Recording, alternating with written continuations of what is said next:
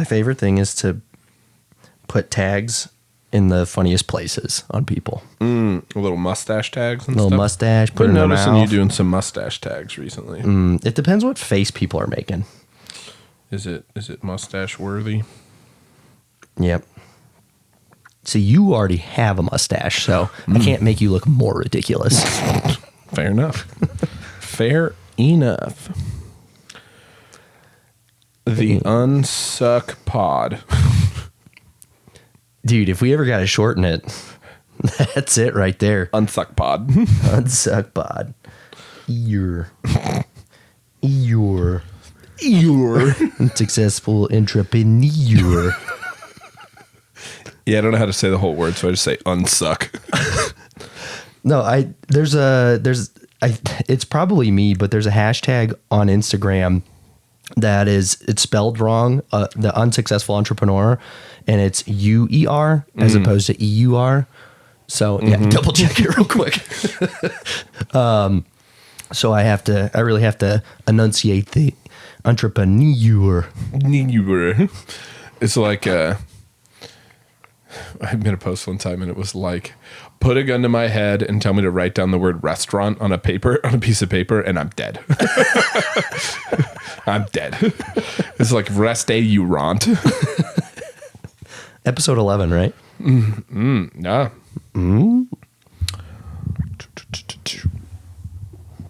Welcome to the Unsuck 11. You did put unsuck on Instagram. Yeah, I'm trying to catching on. Between Unsuck and Job Guys.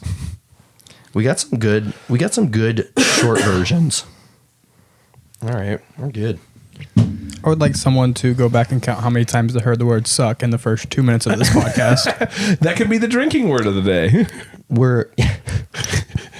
Thomas has this new idea. Well, I think it came about naturally. Ryan's fiance, Ellie, was explaining that if she were the last podcast I was on, because I was sick for the last one, but the one before that, she said, if I took a drink for every time you said grilled chicken sandwich, she said, I would have died. And so I think that's potentially a theme where I repeat myself a number of times on something. So we're just going to make a drinking game out of it. Today's going to be suck. That was a real radio voice there. I felt good about it. Welcome to Unsuck 11.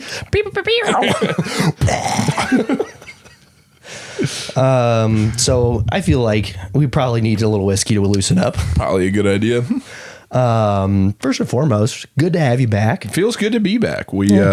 I was stricken with the flu last week and thought it'd be the best idea to not give that to the guy going to the Olympia for the first time. Safe move. Yeah. I was like, well, I can come and try. I'll be obviously sick, and everyone in Oklahoma in the fitness community will hate me forever. Yeah. Like, oh, you're the guy that got JT sick and he couldn't go on stage for the Olympia? Yeah. Like, oh. So as we're recording this, obviously he got to compete. Didn't look like he was sick to me. No. You're welcome. Oklahoma. Man, held his own, dude. Dude, looked awesome. Yeah. Looked super awesome. Competing against the best in the world. So yeah, that is no small task. No, not at all. It's crazy. Super just pumped for him. Yeah. You know what Yeah. I mean? Like it's really cool watching people just be successful at what they're doing and live out their dreams. Like, I mean, he's got that forever. Dude, that's a crazy experience, man. I mean, you hear about people like tenured veterans in the bodybuilding community talk about like how much they just want to experience that. Yeah. I mean, most people never, it's like going to the NFL, like harder probably. Like potentially. There's a lot less guys on stage than there is guys in the NFL. So it's a crazy dedication, and just getting there is just unbelievable. Yeah. So yeah. That is something to be proud of and hang your hat on for forever. It's crazy dedication just to dip your toe in that sport.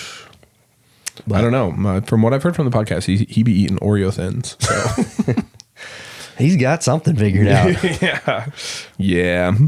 It's when like all the hard work and dedication and discipline in the world meets like a genetic freak meets like big dreams and aspirations and the right attitude and the right mindset and like all of that bundled into one. It's just like, oh, that's how you end up there. Right. Yeah. Yeah. It's I mean, you hear about people all the time that they are even dedicated and like put just tons and tons of effort into it and years and years and years, and still have trouble just because they don't have the right proportions or just their frame isn't right, this or that. So, but you also hear about people that are just genetic freaks that can't make it because they don't have the dedication of other people. Right. Sticking with the NFL analogy, I mean, you see it all the time in the NFL. The NFL's the big boys. It's the genetic freaks, the super athletes meet the hardest working guy you've ever been around. That's the cocktail that equals that. You know what I mean? And the guys that don't do it, the guys who just try to survive on God-given talent alone, like don't make it, you know what I mean? And so somebody like him, you can see the combination, and that's not to take anything away from him because it is 90% hard work, you know? You brought up something interesting recently about what's the average height in the NBA? Wow, probably something crazy. Probably, I don't know. Ryan, what do you think the average height in the NBA is? What, 6'6", 6'7", probably, if you were to average them out? I'd probably put it closer to like 6'4", just because like the people not getting as much playing time. Yeah, that makes sense. Maybe average like out of the starters. Starters probably closer to 6'6". Yeah, but because you're just factoring in a guy who's potentially close to 7 feet and a guy who but there's guards in the NBA that are as tall as I am. You know what I mean? Like easily, if not taller. You know? And they're known for their handles and like their athleticism and their explosiveness and. So you brought up an interesting fact because I think everybody knows at least one person that's in that 6'6" range, right? Yeah. And it is incredibly tall. Like that is like you are that tall friend. Yeah. And how hard it is to be as coordinated as a smaller person. Oh yeah. Is just extremely difficult because you're operating limbs that are twice the size. Yeah. I mean, like look at Wes Osborne. He's like a really good friend of ours, works for Supplement Superstores. He's 6'8", I think, and is probably the least athletic person I've ever met in my life. That guy struggles to walk. Like if you ever see him try to open a door, it's incredible. I mean, he's an absolute freak that just bumbles his way through life and does his best. I was gonna tiptoe around this. I was gonna be nice. Yeah. And he was a professional fighter, kinda. Oh yeah, he did dabble with that, didn't he? Yeah, he dabbled. Ryan's got a confident smirk on his face. I did look it up. Average height is actually 6'6". Really? Point guard, you're looking about 6'3", and centers, you're looking. They don't really have a quite average. They say anywhere from 6'9" to 7 foot. Yeah. Jeez. But like, think about that. Like, I am 6'4", so it's like a typical NBA. I am a typical NBA guard, height wise, not weight wise, but like height wise for sure. But it's like that's like, isn't Steph Curry like 6'3", like 6'3", 6'4", something like that? Somewhere in there.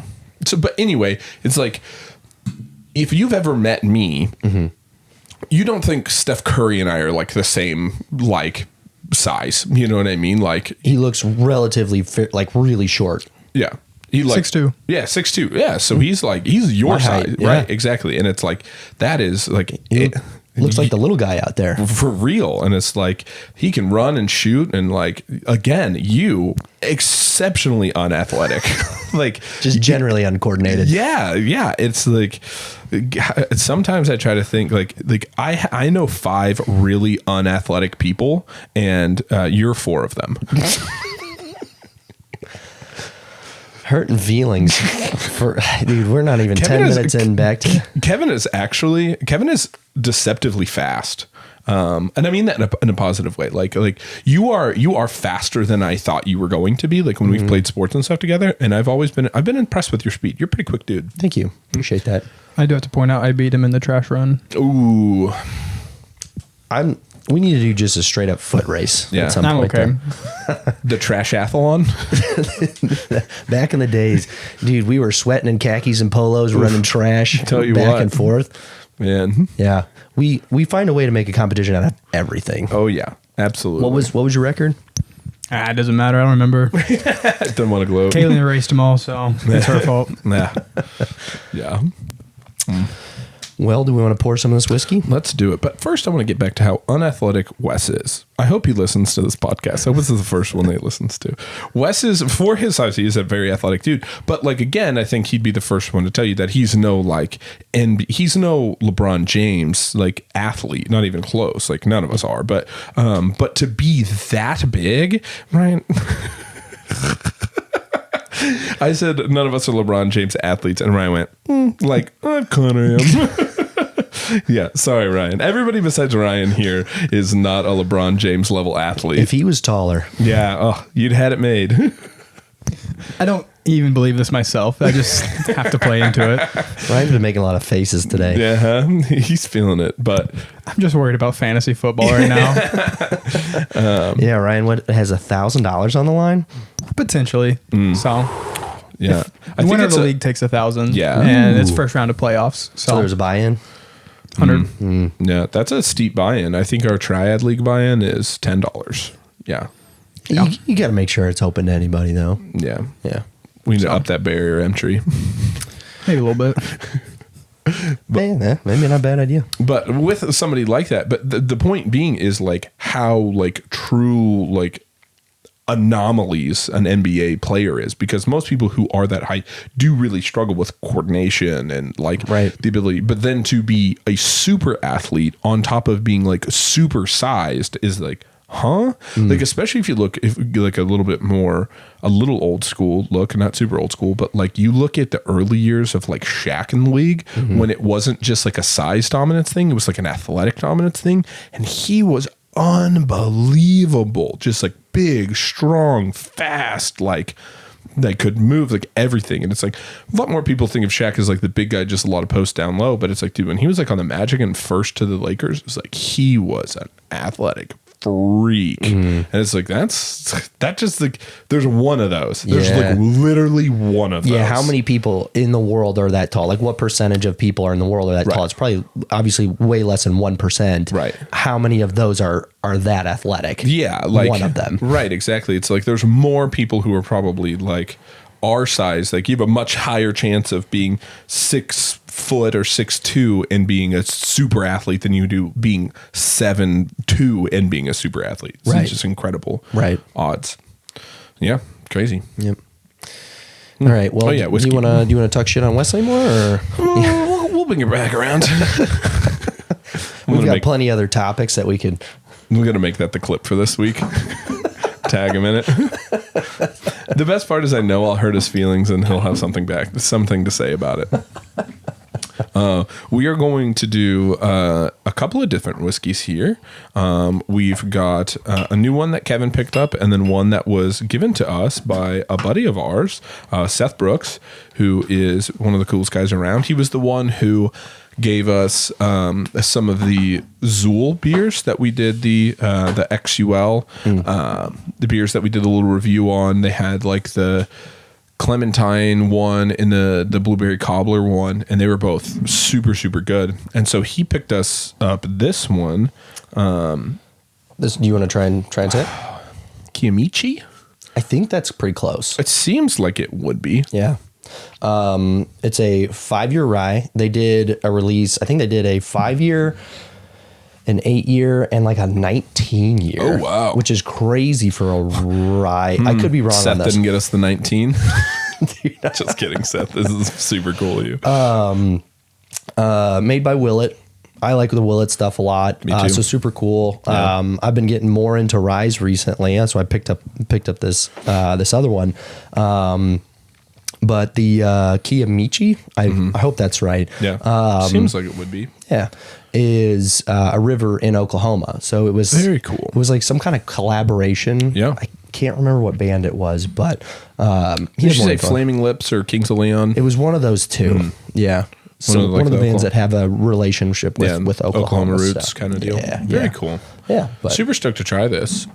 I put this on my story, and someone said this was in their top 3 for the year. Wow. Yeah. So that's pretty cool. Also, just like huge shout out to Seth. He obviously doesn't have to do this. And so for him to kind of go out of his way to get us something like this, super appreciated, man. Like we were kind of taken back, like when Kevin showed me it and was like, dude, and I was like, dang, man, that's super cool. So, man, it's cool being surrounded by as cool people as we're surrounded by on a regular basis. Yeah. It's really cool.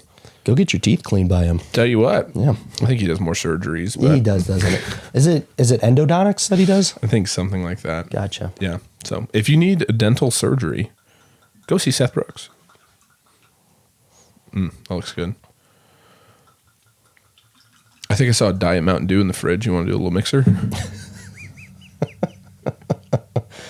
I've heard that goes better with Pappy. Yeah. I was going to say, bring out that, the Taylor barrel proof you got up there. The one that you got this weekend. We'll mix it with some Diet Mountain Dew and get going. Dude, that's one I don't even know if we should do with ice. Dude, I was pumped about that one. Yeah. For all the bourbon community out there. Obviously, that one you can kind of find some bottles here and there. And Jance, we've talked about him a million times on the podcast, did one of the invite-only allocation sales. And I was even talking to him a few weeks before, and he was saying that he was kind of listing off things that he got, and he's like, man, I know you like the Taylor a lot, but I think we might have got passed up on the barrel proof, which is like, I've got a couple bottles of Taylor small batch, and very good, one of my favorites. Mine too. And big fan of it. Yeah. And he was like, man, I think we might have got passed up on the barrel proof. I'm like, you got a bunch of other good stuff though, man. I'll obviously be here either way. And they were passing around the list first thing in the morning when I got there, and I saw it on the list, and I was like, dang, I bet he only got one or two though. And I'm like, I'd have to be first 5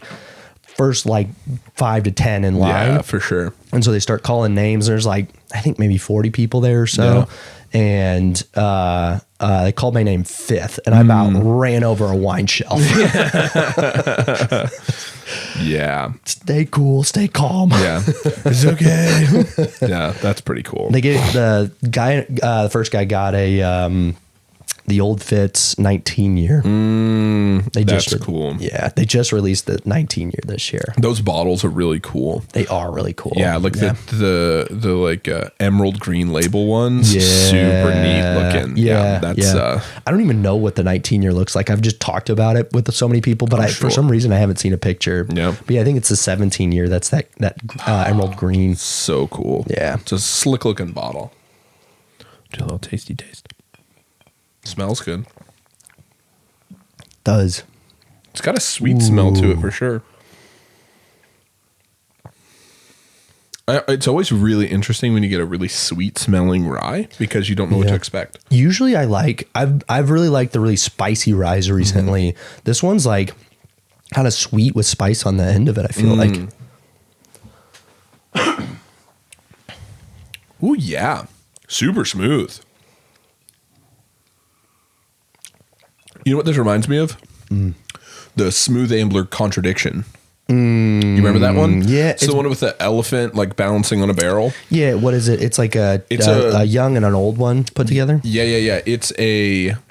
I think it's a young rye mixed with an old wheat, like wheated whiskey. So it's got like a little bit of that like rye spice coming through with a little bit of like, with a decent amount of the sweetness. I would say this is similar to that, but the problem with the Contradiction is like true to its name. It feels like two different whiskeys in one. Yeah. Where this very much feels like just one. That's very good. Yeah, it's a 5 year. It's pretty high proof too. Yeah.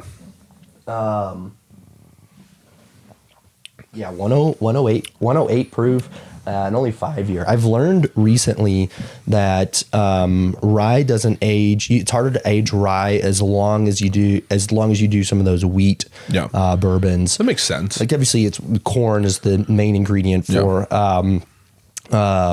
like a bourbon, but if you do more of like, if you have your secondary ingredient to the mash bill, wheat is able to age a lot longer. Apparently I think it was the Van Winkles that did that in the first place, started relying more on wheat and aging it a lot longer than people are used to with whiskeys. Yeah. And it kind of gets that like oaky and sweetness kind of works well together. Yeah. It's got something to it. I'm trying to put my finger on what I would call it, like what the flavor is. Hit another drink and tell me what you think of the aftertaste.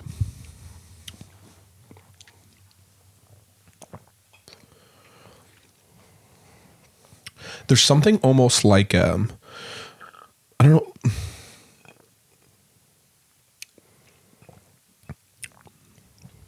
Take one more drink for me. I'm going to say some things while you're drinking it. About to get real drunk real quick. Do you get almost like a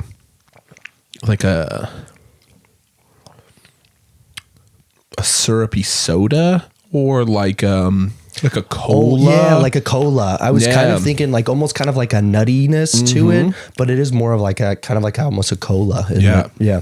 It's kind of an interesting. Yeah. Yeah. But in a good way. Like, I mean that like favorably. Like it has that like somebody's going to butcher me for saying this, but there's almost like I literally hesitate to say this. But there's almost like, and I say this favorably, and I know I'm using this for like a nice whiskey, but it's like, it almost reminds me of like a bit of like a Dr. Pepper, like the spiciness from the Dr. like Pepper. You get kind of the spice sweet kind of combo, but kind of that dark cola. Mm-hmm.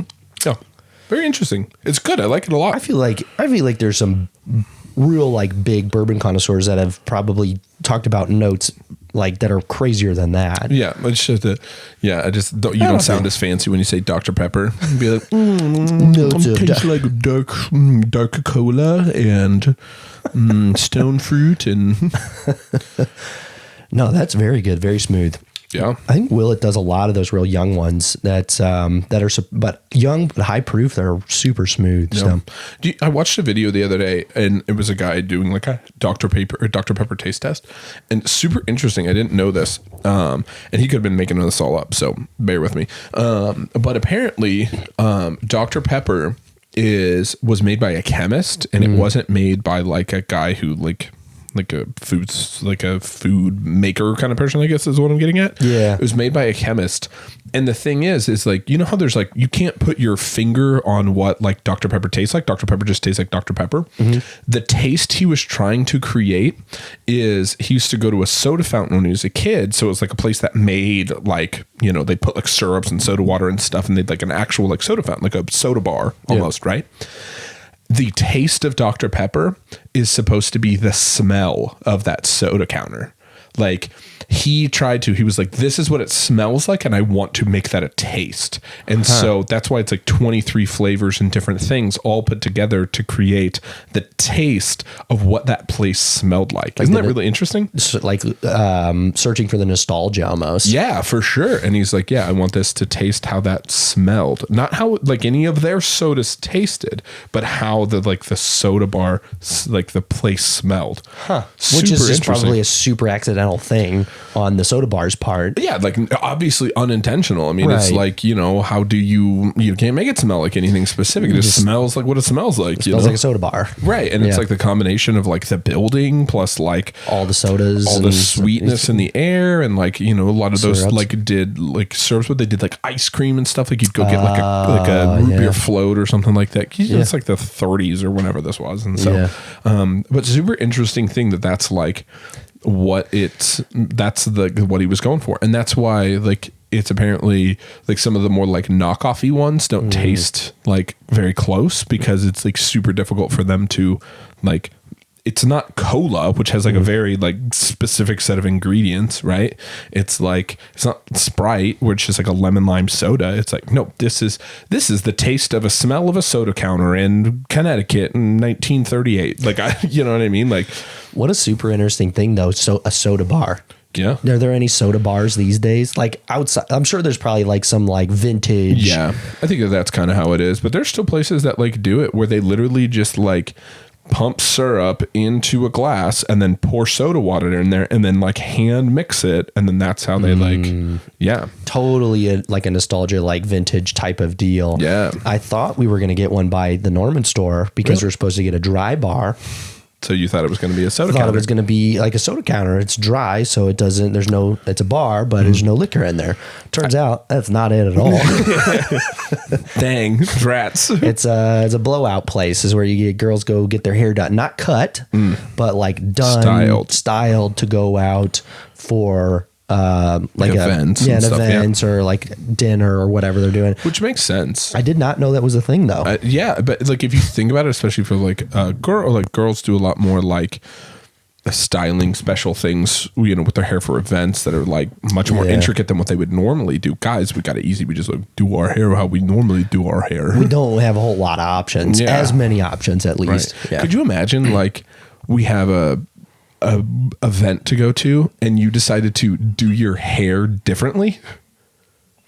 Like comb it to the other side or like spike it up or something totally different than what you normally do. When I first started going to Max, he gave me a couple of ways to style my hair. And like one was the way that I style it now, kind of like lighter, trying to have like a little bit of feathering to it. And then the other was like more of like a slick, like, create like a really straight part or separated part, and then like a little bit more combed over and using like a little bit different product. And I just liked it the other way, that I like even intended to do that more like clean look when we went out. I was like, man, I just like the style that I wear every day. I'm like, I'm just going to do it like this. Yeah. So this is how I do it when I go to work, when I go to the gym, when I go out to dinner, whatever. Yeah. It was a couple times ago that I got my hair cut from him, and I was like, dude, let's just do something different. I've been doing my hair like this for years. Let's just do something different. And he was like, okay, look, let's go for it. And he like cut it differently, but he like, and this is just like I think again, like applaud to Max and his like master craft is he cut my hair differently to wear it differently. And then he goes, but if you want to do your hair how you normally do it, this will still work. And so like I wore my hair differently for like a couple days, and I was like, I just can't do it. Like it brought some different aspects to my hair that I wanted to change, that I like did my hair a little differently after that. But the fact that he was able to cut my hair in a totally different, like new way, but knew that if I like buckled or didn't end up like wanting it to be that way, I would still be able to style it the way I normally style it, and it would be good. It's like, bravo. Like that's pretty talent. That's talent right there. That's a pretty cool thing. Like, dude, he did my hair. This is what I've liked about him. He gave me like a totally different style one time. Like he was like, man, I'm thinking about changing it up. I'm like, dude, go for it, man. And I don't think it ended up working out quite how, both of us were kind of hoping. Honestly, he didn't even tell me what he was doing. I was just like, just go for it. Yeah, right. I trust you. Yeah. But, man, it's one of those things that I like that you try. Like, even if it doesn't work out, man, like go for it, man. Try something different. Right. And I think he changed the way he was cutting my hair maybe like a year or two ago, and it worked a little bit better. It was a smaller change to it, but worked out really well. The intricacies I don't understand. Right. That's why we go to him. Well, that's it though, man. I mean, it's the same thing with like, I don't know. It's like having a good tattoo artist. Like when Joey tattoos me, he's like, Joey doesn't do this because he knows he doesn't have to, but it's not like, I'm thinking about, I'm just like, go for it. Like, do whatever, man. I don't care. Like, you be the artist. You get a better tattoo that way though. 1,000%. You let them be the artist. 1,000%. Because I just do whatever you want, man. Yeah. Like, I trust you. It's going to be on theme. You know what I mean? Right. Like, you're not going to put some random thing in there. Right. But it was like, I remember when I got my whale done on the back of my knee, my whole calf is like Japanese waves. And we did not talk about that. Not one word was uttered about that until it was tattooed, completely done on me. Wow. And then I was like, and it's probably one of my favorite parts of my tattoos is my calf on my left leg with like those like Japanese waves. I think they look so dope. Yeah. And he did such a good job. Yeah. And it's like, we didn't talk about that. This is not like, we had no conversation about that ever, but it was like, I got one of my favorite parts of my tattoo, even though it's like just kind of like background work. One of my absolute favorite parts of my tattoo is like just from letting him do it. Just do it, man. Just go for it, I started to get better and better work from him. The first time I went to him, I had my own drawing, something that I had like put together. And he tried to put his own spin on it. And I was like, man, I just really think I'd prefer if like I could say like that I drew this. He was like, yeah, sure, man. And did that. But obviously didn't match his style perfectly. Yeah. And then I kind of gave him a little bit more freedom and a little bit more freedom to the point where the last one I got from him was like, man, I want like an old gnarly looking tree. Yeah. And he was like, got just a thing. Like went in the back and started drawing. I'm like, cool. Well, dude, that's funny because my pirate ship that's on my thigh, I went in there wanting a completely different ship, like not a ship that looked like that at all. And I wanted it from like not a front on angle. I wanted it from like a side view of a ship kind of thing. And I wanted it to almost kind of like wrap around. Yeah. And we were just looking at things, like we're just going through pictures and stuff of like different ships that I liked. And we came across one that was like very different from mine, but I think it gave him the idea. And he was like, what if we did like a pirate ship? And it was like the skull was the front of it. And I worked that into the whole ship. And I was like, that's completely different than what I wanted. And I looked at him, I'm like, you're so excited about this that I feel like I'd miss an opportunity if I said no. Yeah. Like, just do it. Like you're gonna do this like to the max. Yeah. Because you are so excited about it. Right. And it's like, if I allow you to be this excited about it and just like, let me be the canvas, and I got a badass tattoo out of it. You know what I mean? That's where I think, man, people like, and I even went through this to myself, where before I got any tattoos, you really feel like you need to know exactly what, because it's a tattoo and it's permanent. You need to know exactly what it's going to be. Yep. And then you find an artist, and that is just it. I don't know of any scenarios that have ever played out well with that plan, or super well with that plan. Yeah. That unless you wanted something super basic, just like, it's super basic. stick this on me. Yeah, that works. But if you want something like that's more of a piece, you have to look at them like the artist. Like you wouldn't go to like, you know, an artist and say, this is exactly what I want. Like you wouldn't pay high dollar for something exactly. It's like you want your interpretation of this. Yeah, exactly. It's you know, you have to let them have the freedom to put their own spin, put their own style on it and everything. Because I wouldn't tattoo my own artwork on myself. Right. Yeah. If you knew exactly what you wanted, you should just tattoo yourself. Yeah. Right. A lot cheaper that way. That is the funniest thing that just reminded me one time. Because I have that elephant that goes along my shoulder on like my right shoulder, and it kind of goes onto my back. And I remember I was in line at like, I don't even remember where I was, some grocery store. I think it was back when we were in Springfield. And this girl behind the counter, she was probably just being nice. But she was like, oh, I like your elephant, you know? And I was like, oh, thanks. And she goes, did you do that yourself? What? Dude. Like this thing that is all over, like it is my entire like profile of my arm. Like it is my whole side of my arm, shoulder onto my back. And I was like, yep. I know 1,000%. I did this whole thing by hand. I've seen some people do that, but that is such a rare thing. I couldn't even reach or see or anything. Like with the chances of me doing, and I just rolled with it. I convinced her that I did it myself, and she was like, "You are an incredible artist." And I was like, "Thank you." Like, if you ever want a tattoo, I'll do it for free. Yeah, I gave her your phone number. Yeah, she ever call? You know, that was Alyssa. Now they're married. Just kidding. Like Cupid over there.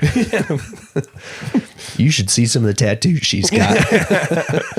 But I just remember thinking, like, that was the most outrageous question anybody has ever asked me. Like, you do that yourself? I'm like kind of dumbfounded. I don't even know. Like, I feel like I can say a lot of rude things right now. Yeah, right. Oh yeah, I was like, huh?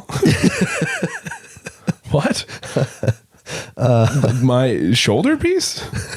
And she was like, yeah, did you do that yourself? And I was like, you bet your ass I did. Yeah, I did it myself. So how else do you answer? Yeah. It's like, absolutely. Who else would have done it?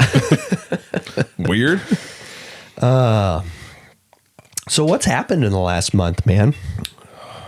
Well, the last month we have, is this the first one since I guess we've been open for like weekend. Yeah, we did one right after we opened up Yukon. So Yukon's up and running. Yeah, we've been open for a month now. Oh, round of applause. We have heat. We got that today. Today. Thank alert. Literally just in time because it's about to be freezing. Yeah. Fun fact: our landlord came by today. This is actually, this is good. We're going to get this reaction on camera. Our landlord came by today to let us know that because the two buildings, the two suites next to us, are vacant and not built out like at all, that they will be turning the water off Thursday and turning it back on Saturday. So, sorry, Will. What? Bring a pee jug. Yeah, because he's worried the pipes are going to freeze because there's no way for them to keep them warm. Insulated, yeah. They're not insulated through there, so he's going to have to turn it off and drain the water out and then turn it back on. So yeah, that makes sense. That makes sense. The joys of a new building. You know, we're learning a thing or two. About a thing or two. Dude, all right. You got the choice. Water or heat through the next few days. All day. All day. We got water bottles. Yeah. Alyssa brought up the idea, just pee in the mop sink. That's right. Honestly, this might not be the worst time to do it. So someone's got to break the seal on that. This would be the worst time to do it. There's no way to wash it down. You take a water bottle. Yeah, she's bring your. I mean, I've had enough whiskey to say, like during build out when we didn't have water yet, we were peeing in jugs. So, dude, I peed in so many jugs. Peed in jugs, man. Dude, because the Gym Fit Camp 180 was letting us use their restroom. A blessing. Yeah. But you got to go in there and I'm, drinking a lot of water throughout the day because we're in build out, and you got to go over there and be like, hey, I got to use the bathroom again, like every hour or two. And I think they just figured out what I was doing, and I just walk in and they'd be like, yeah. It was like to me, I guess I only did it a few times. It was like a whole ordeal every time I did that. So I'm like, I'm just going to start peeing in a jug. Yeah. And then we found out that Sonic has a bathroom on the outside. You don't even have to talk to anybody. You just walk over there. A very nice bathroom, honestly. Nice this is one of the things I remember talking to Will's mom about this before we had water, because when we opened, we didn't have running water. So we didn't have running water or heat. We now have both. Well, see, we get heat and we lose water. So we got both right now. One of these days, we're going to have both for an extended period of time. It's going to be incredible. And I was talking to Will's mom because she knew to use the restroom, and we had water. They were doing the floor, so like she couldn't go use the bathroom because they were doing the floor. And we told her oh, just walk across the parking lot and go to the Sonic one. And she was like, that sounds pretty disgusting. And I was like, no, when have you ever used the bathroom at Sonic? And she's like, oh, never. I was like, yeah, nobody uses it. Like, it's honestly one of the cleanest bathrooms.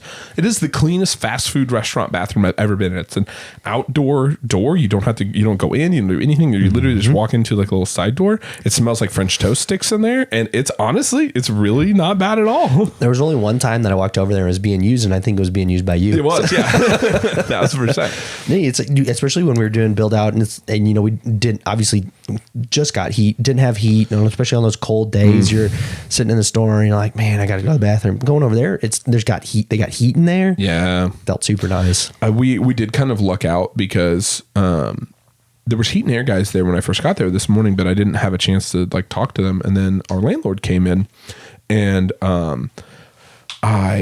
he was telling me about the water and whatever. And I was like, oh, okay, cool.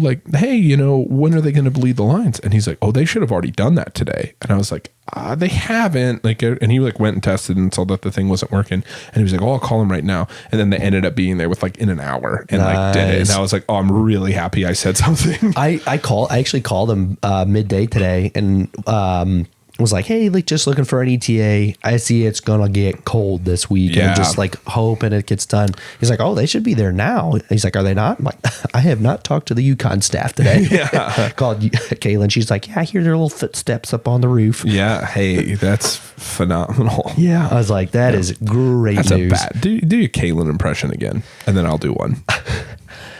It's not great because I was sick last week, so I lost my voice, so it's not going to be my best. I want to hear one more. Just do the little footsteps on the roof again. Yeah, I hear their little footsteps up on the roof. Yeah, I'll do mine.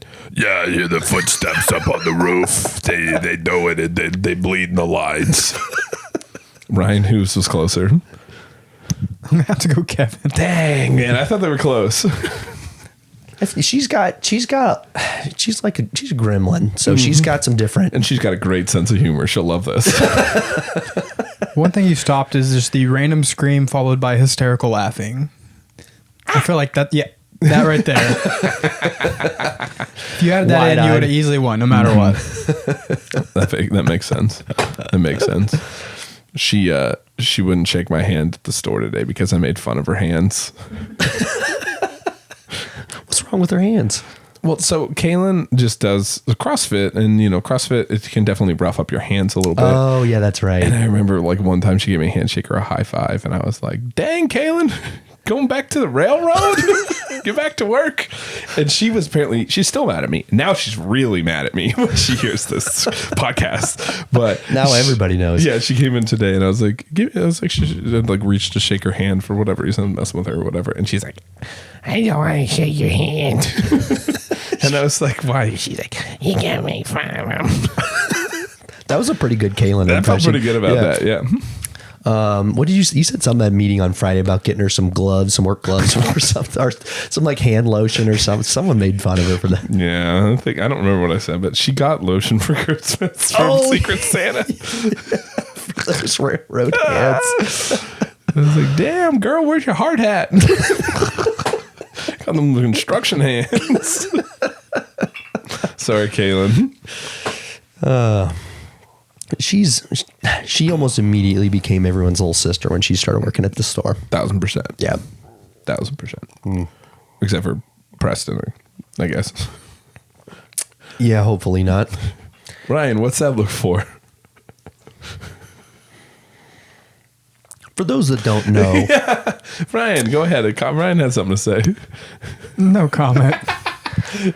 for those that don't know, Kaylin and Preston, luckily they work at different stores or even started working at different stores because Preston did not look at Kaylin as a little sister because they're dating. Yeah, that would be weird. Yeah. Yeah. Moving on.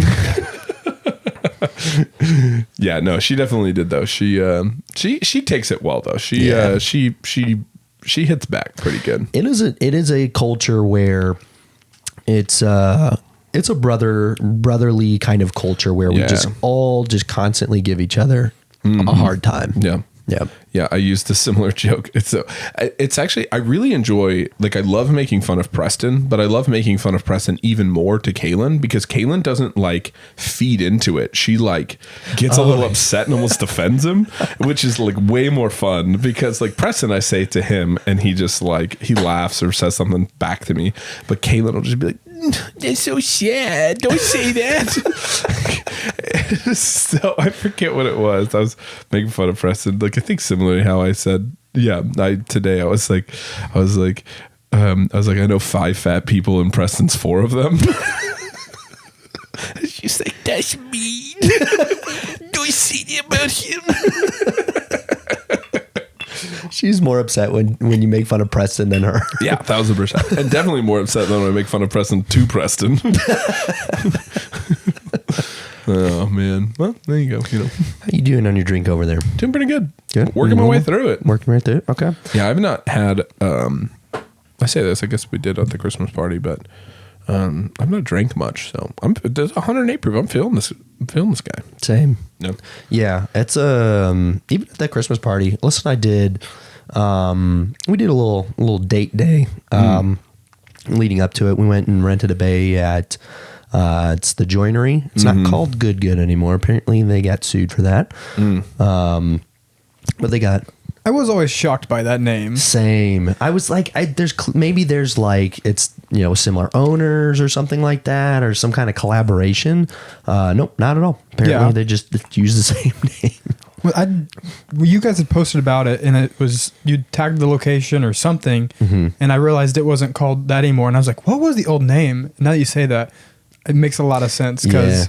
So good. They do I know they do clothing. Are they like a YouTube channel too? Yeah, so it's a bunch of kids like my age, if not slightly younger, like 6 of them, or I think they've had a few drop off lately, but they just started making like golf content and then started making clothing and just kind of built like a brand around it. Yeah. And so I was really shocked when that opened up downtown. Yeah. Under that name. Yeah, and I don't know why they chose that name necessarily. I'm gonna guess at least some sort of relation, but they apparently they were not supposed to do that because now they're just I think they're like golf at the Joinery or something like that, because it's part of the Joinery downtown. Super, super cool place. Like we're kind of talking some crap right now, but they've got like 5 or 6 virtual golf bays. That's cool. I haven't been yet. It's really nice. They're good bays. I don't know what the brand is, but they work super well. Got a whole bar up there. You can order food. So we went and did that for 4 hours on Saturday before we went to the Christmas party. So we had drinks the whole time we were there. Not a ton, but just a few drinks while we were there. And then we got to Packard's about an hour early. Had a couple more drinks that night. Yeah, I was a big fan. The food was awesome. Yeah, that was a really cool spot. Yeah, Packard's is great. Yeah. I love Packard's. We've always had really good experiences there, but it's the first time I've done dinner there. I've done breakfast there and I've done lunch there. I've never done dinner there. The dinner menu was really good. You got the meatloaf and it was very good. You got the meatloaf too. I got the meatloaf super too. good. Yeah. Yeah, I liked mine a lot. That's the first time I'd been there. Oh yeah. It's a cool. It's a staple like brunch place for sure. Yeah. They've got an upstairs like an outdoor like rooftop patio. Super cool. Super cool. That makes sense because we were looking at, or Alyssa was looking at renting it for our reception. I looked at renting it for my birthday 2 years ago. 2 years ago, I guess. Expensive. Oh, it's so expensive. Yeah. They were all booked. We ended up doing obviously Fassler's. That was a lot of fun. That was Fassler's was great. Really cool spot. But Perfect. I think Packard's had something else going on with it. Perfect for that. Yeah. Speaking of, this is just a random plug, just because. Why not, right? But I don't know. I'm sure you know, but if you don't, then you'll find out now. But we've got some fraternity brothers that own a golf clothing line. Oh yeah. Yeah, some really good friends of ours. They own Barkie Golf, BARKIE Golf. They've just released a bunch of new stuff. They've got a lot of hats, a lot of like pullovers and long sleeves and t-shirts and polos and stuff. And honestly, this stuff's pretty cool. They've done a really good job with it. So if anybody is in the market for some golf attire, check them out. Barkie Golf. It looks it's pretty cool. Made by some good people. So something to check out. It's cool to see people that we know doing cool stuff. For sure, man. Have you bought any other stuff yet? I almost did a little bit ago, but they were out of my size on something, I think. And so they've been talking about it for like Dirk Wackley's one of them, and he's talked about it for a long time. He always texts me about different business ideas. Yeah. Cool guy. And it's a good handful of our old fraternity brothers that seem to be involved in it. And do you know who? Off the top of your head? Not that this really matters. These people don't know these people. But I'd have to look, but I know there's that group. Yeah, they always had good style too. So I'm sure they've got great. I've looked a little bit, but it seems like they've got really good stuff. Yeah, it looks pretty cool. Yeah. So yeah.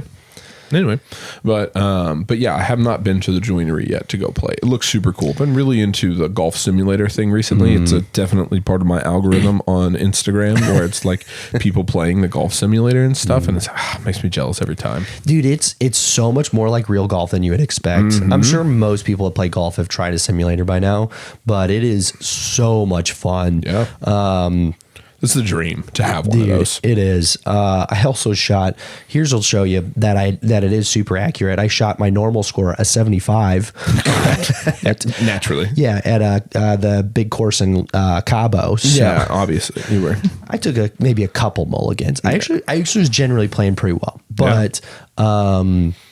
But being sitting there and playing and like having some drinks, you just get to sit there. You don't have to, walk around everywhere, get to order some food and just like hang out. You can do it with a big group and like all have a big conversation the whole time, man. Like it's so much fun. Well, and I feel like it'd be a super cool thing of like, if you went to go play or something like that, or like didn't want to go to the range and you like needed to work something out of your swing. Maybe you had a little bit of a slice or something. And you just weren't hitting it the way you wanted it to. Like, I know those things are pretty accurate, but it's like, it's one of those where like, man, if you're just like, you know what, I'm just gonna go spend, like, you could spend easily 30 minutes a day hitting balls, and like I could see that drastically improving your golf game. 100%. Like just being able to having access to something like that on a regular basis. It reads, if you're, because it reads absolutely like everything. Swing speed and like ball flight and spin and all that kind of stuff. What your club face does when it hits the ball, like so. It's gonna know if you do a slice. It's gonna know if you do a hook, a fade, whatever. Like it is very, very accurate. It's crazy. It's pretty cool, man. I think it's a lot of fun. I know a lot of like the pros obviously have like super, super nice ones, but like the cool thing too, and I know we've talked about this in like just dreams and future aspirations, but it's like if you had one in your house and like a friend had one as well, you can like play online together and you can like, that's what a cool thing. You know what I mean? Like on a crappy day or whatever, you just throw them on some headphones and like be talking to each other and just like play around a golf. Like, why not? Ryan, you trying to be a part of this whenever we get simulators? Yep. We all got a simulator in our house. Just play three of us. Super cool, man. Yeah, definitely. Or just have one at the warehouse and just That'll be the first place for one. Yeah, for sure. That'll be dope. It is always so weird. No matter how many times I do it, the first time going back in and playing in a simulator, especially at a place like the Joinery, you're in like the middle of a bar with a bunch of people around and just taking a driver and just whapping it. Yeah. It feels weird. You're like, I'm going to break something. Yeah. I've been curious. I know you guys took your clubs, right? Yeah. Do they provide clubs at all, or do you have to bring your own? I think so. Yeah. Okay. I usually like to play with my own. So. Naturally. Yeah. I get that. I was just kind of curious if that was like a Top Golf type thing where you have like set out clubs for you if you need them, but yeah, they've got, it seems like most people bring their own, but they've got some, it seems like they've got some sets over to the side. I'm pretty sure you can like almost rent them or might even be free. I'm not sure, but yeah, that's cool though. But yeah, I mean, just what a fun thing, you know what I mean? Like just to have access to something like that where it's just like, no, you know what? Like I know for me, like I can play well, but my driver's off or something like that. And it's like, you know what? You get in there for a while every day and it's like, try some different things out and like it can make a big difference for you. You can play around in about 2 hours as opposed to 4 too. Yeah, right. No, super cool. And it's like, you know, that'd be super fun. Even when I was part of the country club, like just having access to the driving range for free. And it's like, it was a drive to get there, but it's like, outside of that, you know, you go hit a bucket of balls like regularly just cause, or like you do that, you go play or whatever. But it's like having something like that, which is like readily available for you, like whenever you want it, just like go and play. It is kind of crazy if you're playing even just somewhat regularly, how much of a difference it'll make to go to the driving range from time to time. Oh yeah. I remember when we were playing like really regularly, like at least once a week, sometimes twice a week. Alyssa and I just had kind of a spurt. We had a ton of free time, or way more free time than we're used to. I think it was before we got to get started with the Yukon build out. I have not golfed or not even close or disc golf that really done much at all since Yukon started, but we were playing that often. We were playing a lot, and I like to play more than I like to practice. It's like I'm sure, naturally. But I went to the driving range one time when I had a couple hours free to just work on a couple of things, and I knew the things I needed to work on, so I paid attention to those.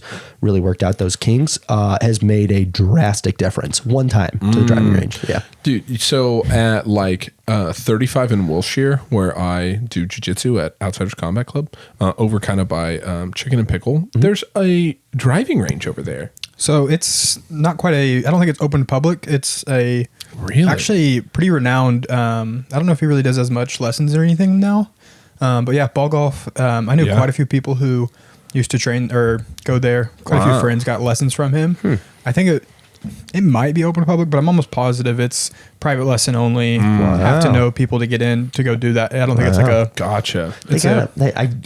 I've heard a little bit about that, and they've got that big old sign right off the highway that says ball golf. So all I'm saying is, if it is open to the public, there's a whole bunch of warehouse space around there.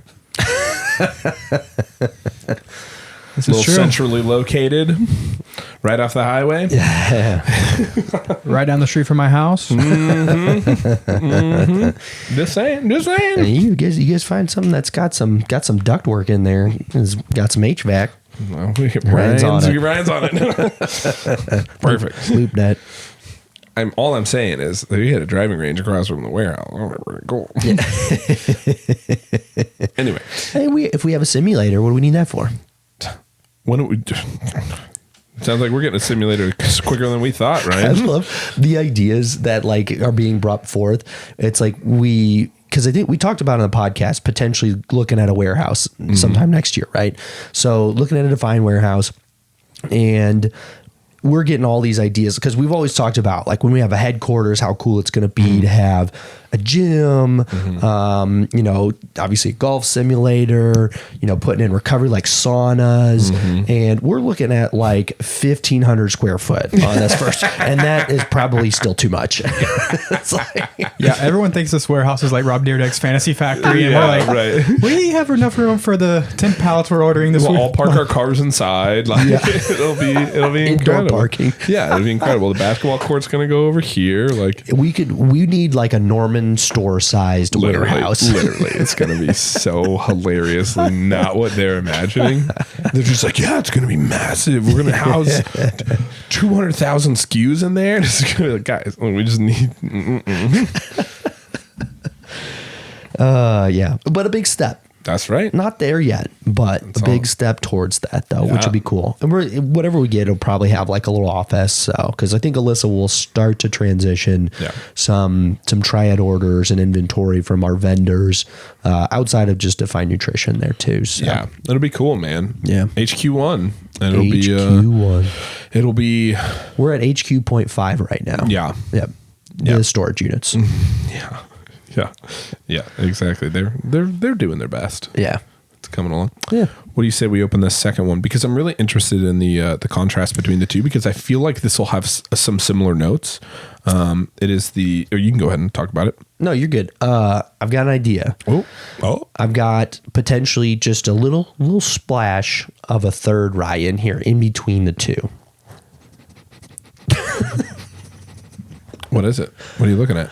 So there's one that I've really liked. It's this what kind of really started to get me. No, there was a couple others that kind of got me into ryes a little bit, but there's one that I was like, it is just totally out there. I like their bourbon a lot, but the Pinhook rye, it's a high proof rye. Is that blue one? It's a spicy one. Like it's like real spicy, just super different. I really liked it a lot. Just a little splash, and then we'll go. I assume this is quite a bit more sweet. Yeah. Because this one's finished in rum It's casks. the Angel's Envy rye, which is obviously a rye, but then finished in rum casks. So we're expecting a little bit of sweetness in there too. I feel like that'd be a good way to finish off. Yeah. I also have noticed that you moved your sneaky snacks. I ate the sneaky snacks. Oh, okay. So you didn't go with a grilled chicken sandwich? That was last podcast drinking word. Yeah, sorry. That sucks. That sucks. That was a good one. Yeah. Take a drink. Oh, man. Yeah, that's nice. Just a little scooch. Just a little. We got room for the last one. Yeah, that's good. Yeah, I'm learning. I think I might be a bigger fan of Pinhook than other people are, because I really like their what's the purple label one? yeah, that's their high proof bourbon. Their high proof, super good. One of my favorites. Yeah, same here. And it's I've been telling everybody about it, and everyone I tell about it likes it. But then I go to the this allocation sale, and no one's really that into it. So they're like, I don't know why, but Yeah, whatever. Yeah, Screw them. yeah. This for me. smells spicy.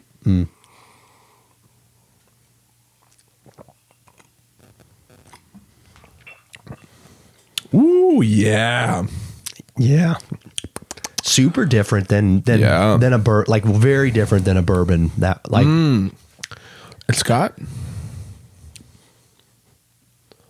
What's this finish with? It's got. I get almost a little bit of a cherry finish to it. it's more spicy than sweet, but it does have that little bit of like, yeah, I can see that little cherry. I think that the spiciness of it really complements the rye well. No, I agree. I think it does too. It's like a dang old pastrami sandwich. Little hot mustard, man. See, I knew I'd get you with this one. Thomas, I'm really good at talking about notes of whiskey. This one tastes like Dr. Pepper. This one tastes like a spicy pastrami sandwich. like a good Italian lunch. Tell you what.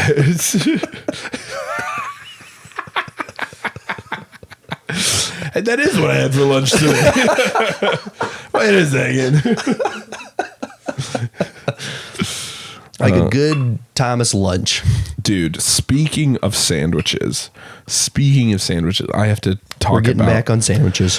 I have to talk about one of the things that I am absolutely most excited about. And she has posted it officially on Instagram, so I'm allowed to talk about it. But Laurel, I don't like the most giving human being I know, my girlfriend, incredible human. She is notorious for, she loves me very much, very much. And she goes a little hefty on the gifts, right? So I have to kind of like brace myself and kind of cool her off every once in a while, because she is just like, she would buy anything for me if I let her, right? And like, she makes fine money. She does not be making money to be buying me like crazy extravagant things, right? She is like, my car makes a random noise and she's like, let's go to the dealership. I'll buy you a new car. Like, Laurel, stop. I believe that she would too. I mean that, like, I jokingly brought up like something about a car and she's like, you don't think I'd buy you a car? And I'm like, don't buy me a car. Stop. Like, my car's fine. Like, it's not a big deal. Like, everything's fine with it. And so she really made me nervous this year because she goes, I got you something big. And if she is saying she got me something big, then I'm like, you bought a house. Like, what happened? She's like, I got you new eyeballs. I didn't get LASIK for you. I just got you new eyeballs. Like, they're getting implanted next week. Like, huh? I say all this to not sound ungrateful, because she got me probably the most thoughtful gift of my entire life. And this will lead back into sandwiches here in a second, and it'll make sense. Big football fan, been an Eagles fan. I know we just lost a lot of fans of the show there by saying Eagles. Not a lot of Eagles fans around Oklahoma City. That's okay. I'm one of them. Been one my whole football watching life. People ask me all the time, why are you an Eagles fan? And I said, well, I was about 8 years old and I really like the color green. So there we go. I've heard that story a lot with favorite NFL teams. It's as simple as humans can be, you know. A big Eagles fan, whatever. The Eagles play Dallas here on Christmas Eve in Dallas, you know. She did not get us tickets to the Dallas Eagles game because instead she's flying us to Philadelphia for the New Year's Day game against the Saints in Philadelphia, because she said, well, that if we did Dallas, they'd be rooting for Dallas. And if I want you to go to the Eagles game, like, I want them to be rooting for the Eagles. That's what? Genuinely a cool reason, though. Super cool. Yeah. And then our tickets are unbelievable. She had some work friends helping her, and the really cool guys that she works with, and they're all like, Laurel, you could sit him directly behind a pole and like he's gonna be thrilled. Yeah. Like, just to be there, the atmosphere, all that kind of stuff. She instead decided that we should be 16 rows from the Eagles sideline at about the 30-yard line. So what? Never been to Philadelphia, never been to an NFL game, never been to obviously an Eagles game then. So beyond excited, literally cried, shed tears whenever she gave me, because she just handed me, she of course filmed it, but she just handed me like a flight itinerary from like Oklahoma City to Philadelphia. Incredible. She talked to you and like made sure that it would work, like schedule it, like literally pulled out all the stops, right? Yeah. And, like, so incredible. And then I was like, what do you want for Christmas? And she's like, a new set of gloves. What? Because I don't want to be cold at the game. Yeah, right. What? I don't know how to look. Anyway, Yeah. incredible. Yeah. The side thing here that I am so excited about is I'm going to eat my entire body weight in Philly cheesesteaks. And that, I think, should not go underrated on how much of impact it's going to have on the weekend. I am going to eat a whole bunch of Philly cheesesteak sandwiches. Breakfast, lunch, and dinner. Tell you what, Yep. Breakfast Philly, lunch Philly, dinner Philly. Yep. Have you looked up like go-to Philly cheesesteak places? Oh, I've looked up all sorts of good places to go eat and do stuff. I've actually heard Philadelphia is a really good spot for a Philly cheesesteak. Is that right, Ryan? Yeah. Dang, man. Can we check that? Can we confirm? Pull that up, Jamie. I'm not pulling that up. All word of mouth. Yeah. Crazy, you know? Yeah, I thought Philly cheesesteaks were big in Philly. It's weird. Yeah, turns out. I don't know. Yeah, best Philly cheesesteak you can get, Albuquerque, New Mexico. Dude, I bet there's random stuff like that. I'm sure. Yeah. Most authentic, at least. Underrated place to get a Chicago-style Italian beef sandwich, Springfield, Missouri. There's a couple of good hot beefs in hot beefs. Not talking about myself. There's a couple of good hot beefs in Springfield. I can tell you're happy to be back. Good. No, we're starting to get more Italian beef sandwiches down here. I'm a big fan of that. But I have gotten since we did the last podcast where you made fun of me for eating a sandwich. I did pull that clip and put it on Instagram. Yeah. But I have gotten a lot of people making fun of me for eating sandwiches. Oh, that's fantastic. Random kids on the street. I'll be driving and like, that's that fucking sandwich kid. Look at the sandwich freak. Throw snowballs at him. Yeah, everyone just thinks it's okay to make fun of me for that That's so amazing. That's exactly what I was hopeful for. That's exactly what I intended. Please let me know what they've said. Tell me. It's the classic. Look, did you get a cheat meal recently? No, I get cheap. Don't get a cheat meal till Wednesday. You gonna get a sandwich? Yeah, got him. Thank you, everybody who's done that. Keep doing it. We want him to hear it at least once a day.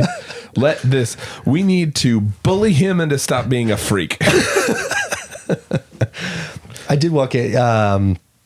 Ian was eating at Quail. He was eating sweet potatoes and eggs this morning. And I was like, is that sweet potatoes and eggs? And he was like, yeah. I thought it was chicken at first, but I realized it was eggs. I'm like, dang, that actually sounds pretty good. Yeah. And Will's like, I don't know, man. I thought that's probably a cheat meal for you. And I was like, well, it depends. I'm like, got the yolk in there? Yep, can't eat that. Oh, man. Good job, Will. I feel like Will has been one to constantly ask you about that. Because I'm almost positive he asked you about that at Christmas, Christmas dinner. I'm pretty sure Will has made fun of me every time I've seen him. That's good. Since that episode. So yeah. I told him he's never getting promoted unless he does that. So sounds like it's working. He does he makes fun of me and he's like, oh man, I'm sorry. Like, I'm not going too far, am I? Classic Will.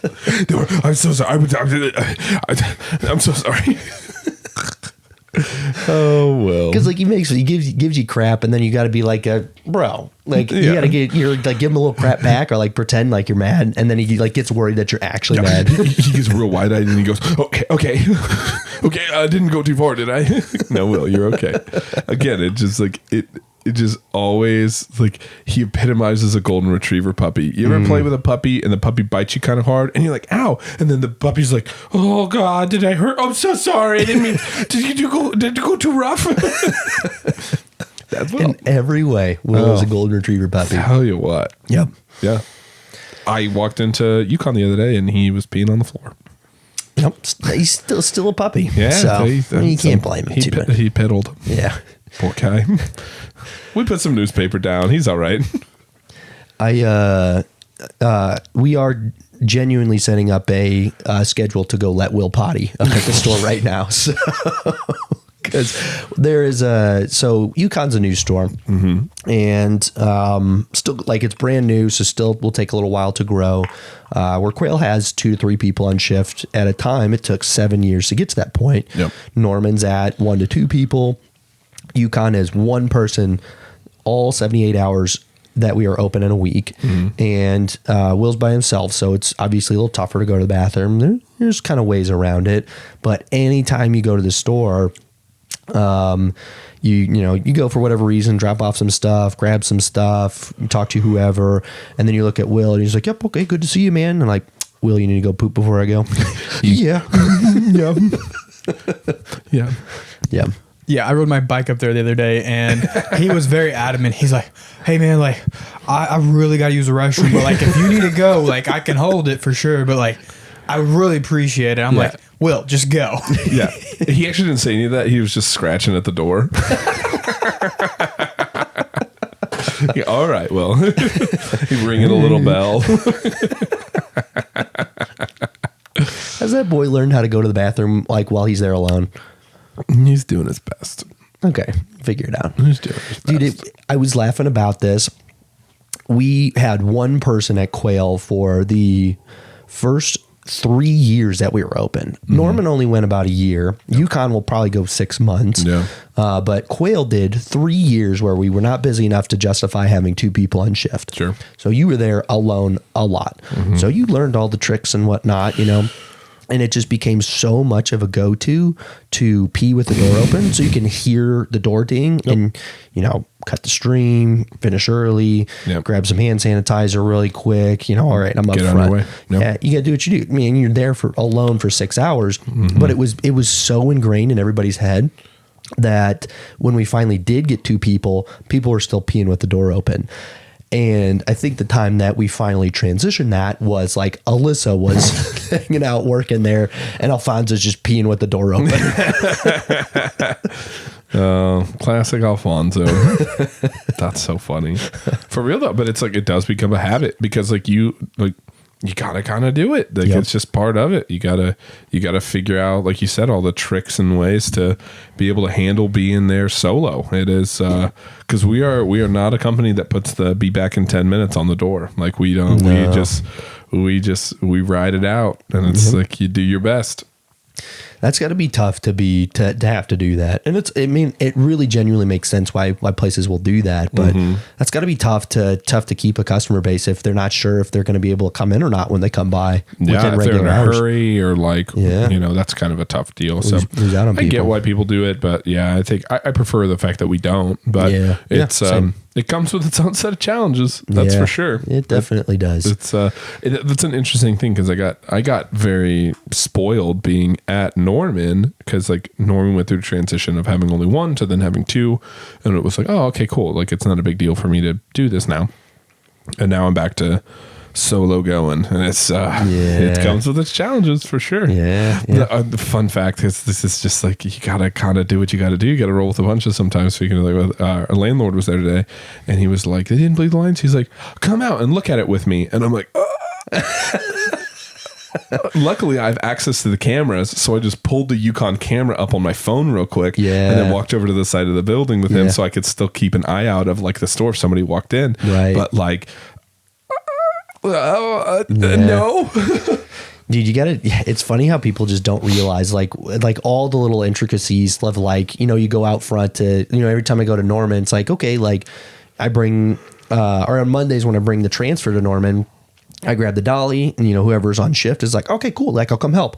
And, you got 2 people running outside and no one has the phone. Oh yeah. Like, guys, someone go grab the phone because if it rings, we want to answer it. Right. So You gotta have it. That and, at Quail, we'll do stuff in the back of the store. Like today we were setting up the tents and no one did today, but in the past we've had people where it's like, we'll all be out back, you know, setting up. And then like the last person walks out and just like hanging out, helping. I'm like, who's in the store, guys? You can't, it is a fine line. I know 100% if you are standing inside the door, you can barely hear the ding. If you're standing outside of it, you will not hear it. Yeah. Not a chance. It's like, I'm like, I think I've probably barked at a couple of people. Like I know the last person and I literally just like walk out, like not even just head bobbing like, I'm going to help. Go hang out. I'm like, get back inside. It was Will. I'm just kidding. I don't know. Kevin's just yelling at the puppies. Yeah. You gotta learn. They gotta learn. Yeah. It's like, but you don't realize it's like, it can happen quick. People come in all the time and you gotta be ready. Yep. It is a shame when you don't hear those dings for one reason or another. Yeah. Like when somebody holds the door for somebody as they're leaving. I did not hold the door. The Norman door closes at approximately 0.01 mile an hour. Yeah, true. I was in the parking lot. That person walked in. Thomas has a story. No, he doesn't. No, I don't. No, I don't. Not one he's wanting to share. Well, sometimes, if somebody comes in and you don't know the door's dinging, we can just be, we're a bunch of goofballs, especially down in Norman. We get some goofy things going, and then it's always a little embarrassing when we're in the back just talking about some random silly thing, and then someone's like, "Oh, can somebody help me?" And you're just like, "Oh shit, I'm so sorry." Yeah, I'm so sorry. We are idiots, just so you know. Like, yeah, everyone's always cool. They're like, "No, it's totally fine," but you're just like, "Oh."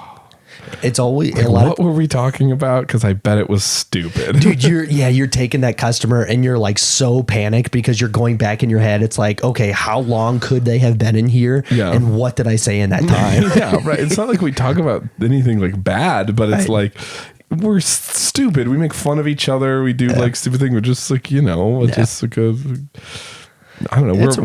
We're a sports team as much as we are anything, and so it's like we just think it's say funny things to each other and make fun of each other. Locker room talk, right? Exactly, and it's just like it's not good. Yeah, It's not things you want everybody to have to accept. Luckily, it's always been like somebody we know and somebody we're cool with. It's never been like we walk out to like a little old lady. Like, yeah, it could go bad pretty easily. That's for sure. But it's been good. It's pretty rare thing. Yeah. It doesn't happen super often. It always happens when one person, like your customer's walking out the door, you're like, okay, they left, and you go in the back and someone comes in and grabs the door before it closes and it's in, and then that's why you watch that door shut. Yeah. You watch that door shut. Or the one time that you and I were working at S2, and I think we were on some sort of rant where we're yelling at each other, like just making jokes, but our volume got real loud and we just didn't hear it. That's how you know we were doing good, when we were screaming, and like I'm sure that person really enjoyed our conversation. Ryan, I'd just like to tag in here real quick. How's the fantasy going for you tonight? Yeah. We're at halftime, and I think Aaron Jones has 7 points, which is completely fine by me. Mm-hmm. And so it is, as of now, looking... Is that your fantasy league or a different league? This is my... Or your triad league or a different league? Different league. So triad league, I think I went pretty handily this week, which was nice, unless... Me too. I think Christian Watson has to go off for like nuclear numbers in the second half. No. But my other league, as long as Aaron Jones keeps pace of what he's doing now, I'm looking pretty good. Nice. We like that. We like that. Yeah. Fantasy's a serious thing, man. It's been a good season. It's been a fun one for sure. The Triad League. It's crazy how big it's gotten. So, like in general. Well, we were talking about this the other day. It's how many people... There's thousands of people who make a complete career off of that game. Yeah. Like not just playing, but like analyzing. Not football, but fantasy. Yeah. Commentating, talking about it. I mean, there's multiple people on ESPN alone, let alone all the other major sports networks that like all they do is like fantasy football stuff. And it's like, they talk about it. They talk about injuries. They talk about like matchups. They talk about, should you be worried? Weather reports. Yeah, so many factors. There is. Well, there's a ton that's unlimited. And then there's just like things just don't happen sometimes. Like things just don't happen the way that they should. Somebody just gets schemed out of a game, or like defense plays well or whatever, and somebody should do really well and just doesn't, or whatever. They're just onto it. For instance, last night, guys in my league, running back gets a touchdown, gets called back. Guy loses by 0.3 points and doesn't advance to the second round of playoffs. Yeah. Just because he ended up not scoring the touchdown. Wow. Yeah, stuff like that happens all the time. So he essentially lost $100 right there. The worst one, and it doesn't happen often. It's happened to Ryan before, and he's talked adamantly about learning a lesson from this.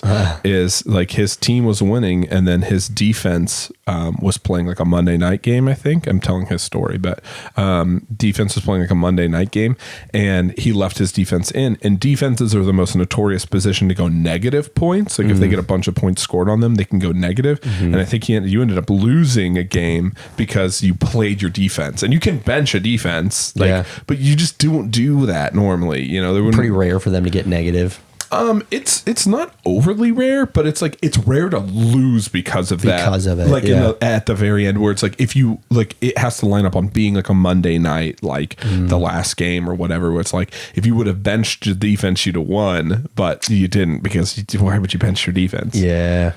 How many times have you benched your defense this season? This season I've actually not just defense and loan, but like if I go into Monday night and I have one guy playing and the other guy has none playing left or no one is left to play, and I have a very smart margin of victory or that I'm currently winning by 3 points or something. I bench him every time, no matter what, whether it be my quarterback, my running back. I've just gotten to that point where it's like if you not won, taking the chance. Yeah. Why would you? Granted, I mean, I don't know if I've ever really seen a quarterback go negative in fantasy. It's really hard. That's way more rare, but I mean, like I probably did it 3 or 4 times this year over all my leagues. Is just completely benching a player to not worry about it. Can definitely happen. It's like it's another risk you play. If that player goes off come into season, you might lose out on those points, and those points could be the deciding factor of making playoffs or not. But I think Logan had a player go negative this year. No, probably. He had a player go like negative 1.6, which like defenses are much more apt to go negative than players are. But I think he had a player go like negative 1.6. This is like he had like caught a small pass or caught a like or something like that, and then fumbled the ball and got hurt, and it's like done for the game. And so it's like oof. Yeah. No, you don't want that. No. Was that the week he had 30 points total? I wasn't gonna make that up. That was a impressive week by some standard. 30 is not much. 30 is. I'd say our league average is like 110 points a week. You guys were telling me that. Yeah, I do not play fantasy football. Yeah. It was interesting to hear though that it like you don't like I don't watch football a ton. I don't keep up. Generally, I'm just not someone that keeps up with sports a ton. No. To be completely honest, but it was interesting to hear that that you can play fantasy. Like Laurel's playing fantasy, and I don't know if she watches a ton of football or not. But no. She does now. She watches it because of the fantasy. That makes sense. It was funny when Laurel was explaining to me about my gift. And I was just like talking and texting like different people about it. She was like, "Did you tell Kevin?" And I was like, I'm texting Kevin now, but I don't know what analogy to use to explain to him like how big of a deal it is, because Kevin's just not an overly like sports fanatic. So it's like, I'm like, he'll grasp like the idea of it, but it's like, but there's no game I could take you to that would have the same significance as me going to an Eagles game at Lincoln Financial. Like, and so I was trying to think of it. And I was like, the only thing I could equate this to is Alyssa, like, and what I'm about to say is a bigger deal than what I'm doing, but I think for how it would register to you would probably equal out to how this registers for me. This would be Alyssa getting you like tickets to the Masters. Oh yeah. Like this is like, that would be like, that's a bigger deal than going to an Eagles game for sure. But like where you would probably value that less than some people, I would value the Eagles more than most people, or like going to that game more, and it'd probably equal out. So if like Alyssa got you Masters tickets for Christmas, you'd be like, what the shit? yeah, for sure. And that's, and I think you put that in a good way too, because where I love to play golf, I don't keep up with golf a ton. Right. I know some of the big names and players, and I'll watch. I typically put the Masters on, or there's a big tournament, I might put it on in the background. Sure. But yeah, but yeah, I've never really been into following sports a ton. Yep. Most I've watched, maybe the Cardinals a little bit depending on the season, but Blues a decent amount this season, but it's mostly because Alyssa is a big Blues fan. So she'll have all the games on and everything. So I'll keep up with them. I've gotten to know players and everything. Yep. And I did play a little hockey when I was younger. So I feel like a way you could correlate it to you is like if you bought Alyssa playoff Blues tickets. Yeah. Playoff specifically, just having a little bit more meaning there. I feel like that would be a pretty good potentially comp for what the Eagles mean for him. Dude, hockey tickets in general are expensive. All like certain, you can get by with like certain professional sports tickets not being that bad. Like Cardinals tickets are not that bad. Thunder tickets no one cares about baseball. I'll shut your mouth. But it's like Cardinals tickets aren't too bad. Thunder tickets are like, you can get great Thunder tickets for especially $80. Like, and like even when we were good, like it's like not that we're like necessarily like atrocious now, but like even during the like Westbrook, like Paul George days, like I remember getting, it was like, it was on that like behind the basket, but we were on the court behind the basket. Tickets were like $65. Like it's nothing crazy. It was like 65 or $80, I think, or something like that. And it's like sure, like you spent $160 on tickets to go to the Thunder game, but it's like I am like when somebody dunks it, I am 20 feet behind the basket. You can hear the players talking to each other. Yeah, like you're in the splash zone, like.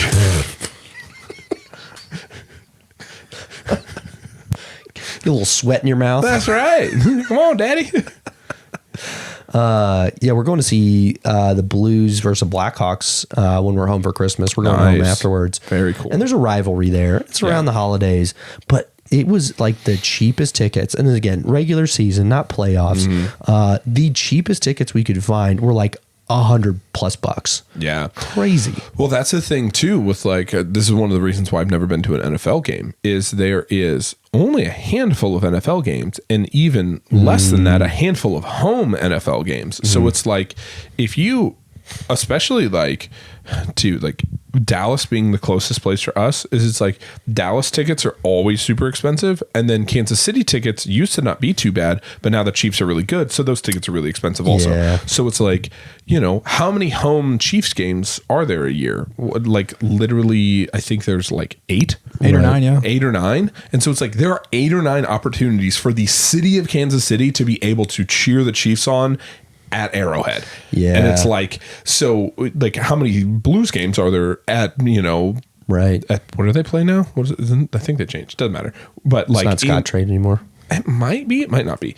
But like at the Scott Trade Center, but it's like there's essentially, there's 70 chances to go to a Blues home game. Yeah, how many Cardinals games, like home Cardinals games are there? Literally there are 80 something Cardinals home games. Yeah, that is kind of crazy. Yeah, there's 8. Have you done many NFL games before? I've never done an NFL game before. Really? Yeah, my first NFL game will be at Lincoln Financial. Both sides of my grandparents, when I was younger, when the Rams were still in St. Louis, they both had season tickets.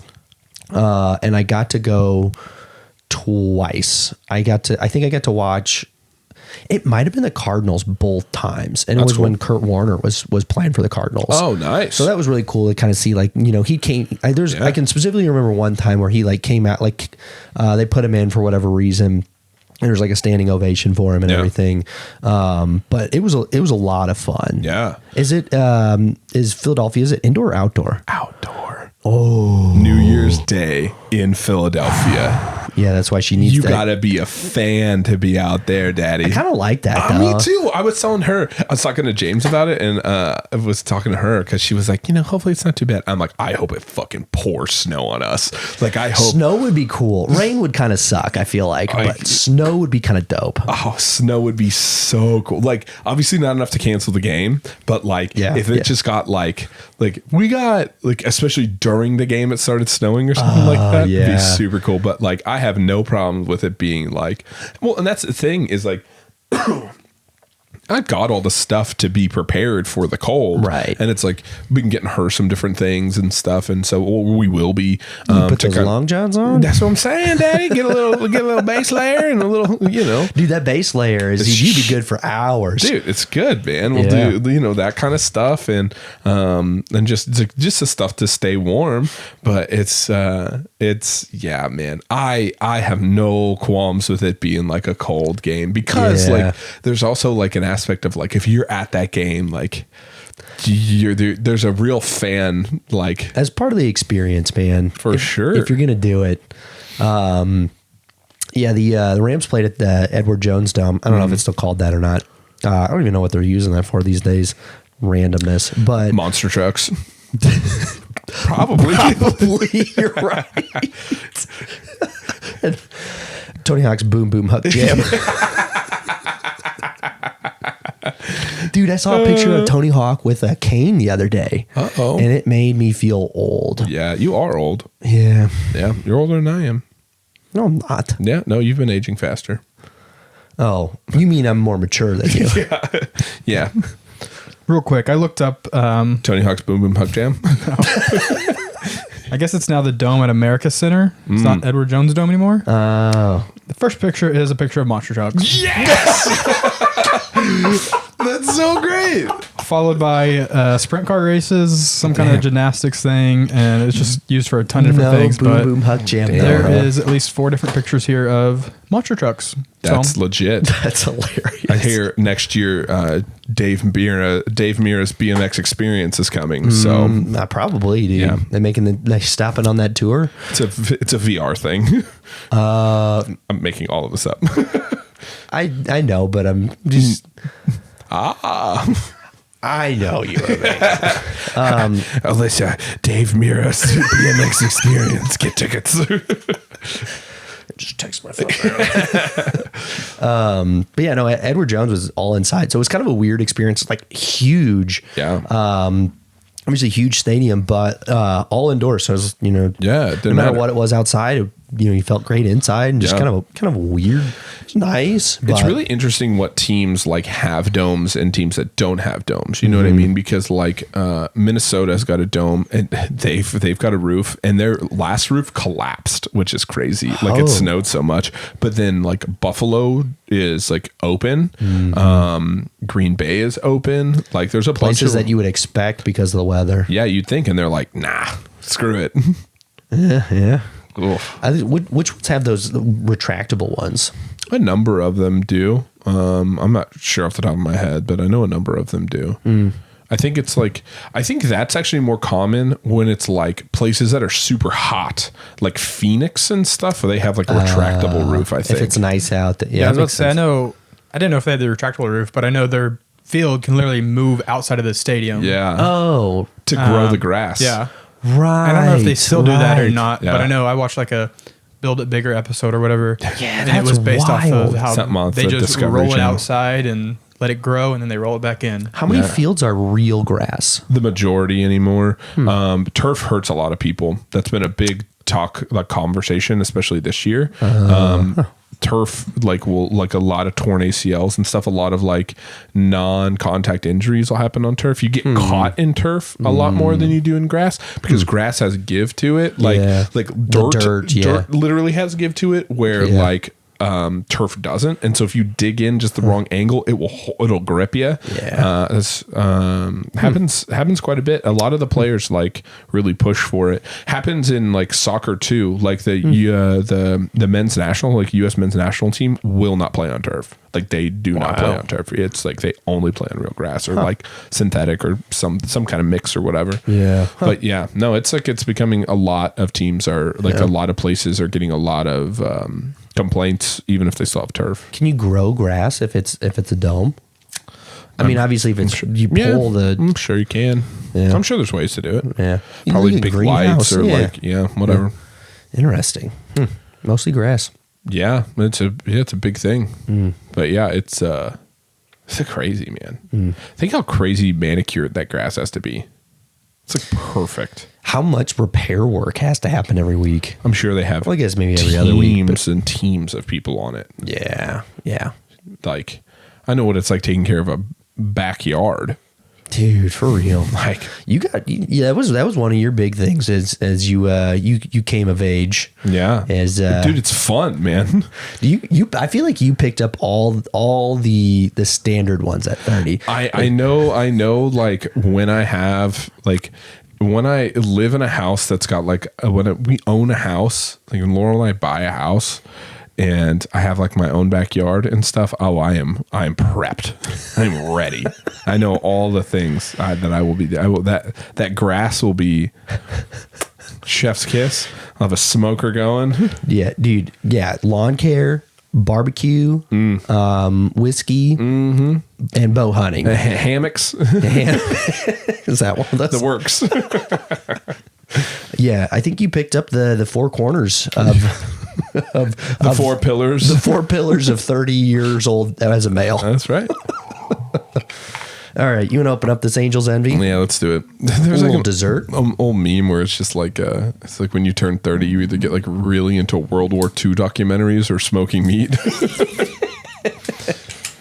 Ryan, what kind of time we got left here? I don't need to know how much we need to pour. I'd say about 30 minutes. Full glass. I was about to say I don't need much. This one is, I think, a lower proof. 100 proof. Oh, good. So nothing. Not over 100 though. You know what? I'm gonna pour yours first. I'm pouring mine first, and I feel like that's rude. You dick. I get it. Is that good? You want more? A little scooch more. Little. That's good. Yeah, there we go. Have you had the just their bourbon? Yeah, Angel's Envy. Mm-hmm. It used to be one of those that was really easy to find. Yeah. It used to be all over the place. Yeah, you can't find it so much anymore, can You should you? have it at like Ebbets Field, just like sitting at the bar. Yeah. It's I think there was a while where you couldn't find it in Oklahoma. And then you started to be able to find it, and then it got allocated. Yeah. And yeah, I guess, is it pretty highly allocated now? Not crazy, but more than a lot. Huh. It's not, I don't know if there's I realized that plenty of until- things that you can get easier, but there's plenty of things that are more difficult. Yeah. If that makes sense. Finding around. Like, it's not as rare as, it's probably about like a Buffalo Trace. Like, you can find Buffalo Trace. You know what I mean? Like, you can, if you have a day, you can go find a bottle of Buffalo Trace. Yeah. You know what I mean? Yeah. Where, like, if you have a day, you're probably not finding a bottle of Blanton's. Like, you're going to have to look around or, like, know somebody or get something going to find a bottle of Blanton's sometimes. Yeah, get the secondary or... Yeah, where it's like... That's true. Yeah, you go into a dozen different liquor stores and they either don't have Blanton's or they're not going to give you their Blanton's. Dude, that's pretty good, isn't it? Wow. Yeah. So I was saying earlier, I was telling Thomas, I think before we started this, that this... Jance was telling me that with the Angel's Envy, with this one, with the rye that's finished in rum casks, is we should open it, take a drink or two, and then let it sit. Like finish the neck and then let it sit for like a month, and then it gets really good. I thought that was really good right there. That was very tasty. Definitely sweet. All right. What's this one taste like? Pastrami sandwiches, Dr. Pepper. What do we got? Yeah, where does it rank in the Italian lunch? Dude, it is more desserty. What are we thinking? Cannolis? Get a little bit of barbecue chips.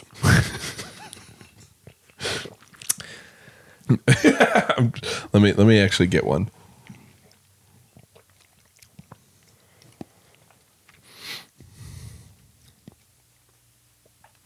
It is more desserty than I expected it to be. Yeah. It's crazy what finishing it. It's a rye, so ryes are naturally, have more of that spice. But for it to be that sweet just by being finished in rum casks. It gets that like caramely kind of very much of a rum. Yeah. Almost mixed. It almost tastes like it was mixed with a rum. Yeah.